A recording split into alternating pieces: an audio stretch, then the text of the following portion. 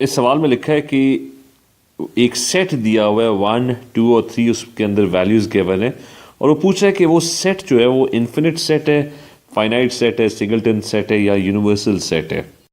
तो सबसे पहले मैं बता दूं कि इन्फिनिट सेट आप उस सेट को कहते हो जो फॉर एग्जांपल मेरे पास सेट ऑफ इंटीजर्स है, तो सेट ऑफ इंटीजर्स जो है वो अब इन्फिनिट नंबर्स पे मुश्तमिल है। वो कॉन्टिन्यूसली -1 फिर 0 और फिर इस तरह करके वो कंटिन्यू करता रहेगा इन्फिनिटली तो उसका कोई एंड नहीं होगा। तो उसके अंदर इन्फिनिट नंबर ऑफ उसके अंदर एलिमेंट्स होंगे उस सेट के अंदर, तो इन्फिनिट सेट। तो ये ऑब्वियसली इन्फिनिट सेट नहीं है क्योंकि इसके अंदर सिर्फ 3 ही नंबर्स हैं। तो इसका जो सही आंसर होना चाहिए ये एक फाइनाइट सेट है। इसके नंबर्स जो है वो आप वो एक पर्टिकुलर लिमिटेड एलिमेंट्स है उसके अंदर, तो एक बहुत ही फाइनाइट सेट है।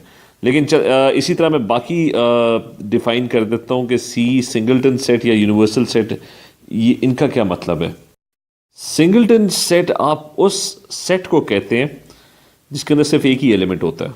फॉर एग्जांपल एक सेट है और उस सेट में सिर्फ 0 पड़ा हुआ है, एक ही एलिमेंट पड़ा हुआ है, कोई भी एलिमेंट हो सकता है, तो वो सिंगलटन सेट कहलाया जाता है।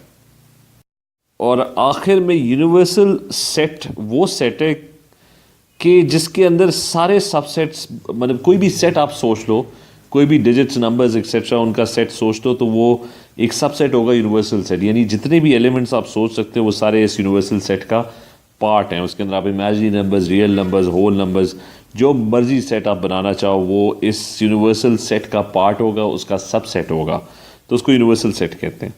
तो खैर क्योंकि हमारे पास सिर्फ 3 ही एलिमेंट्स थे, तो ये जो सेट यहाँ पे बना हुआ है ये एक फाइनाइट सेट है।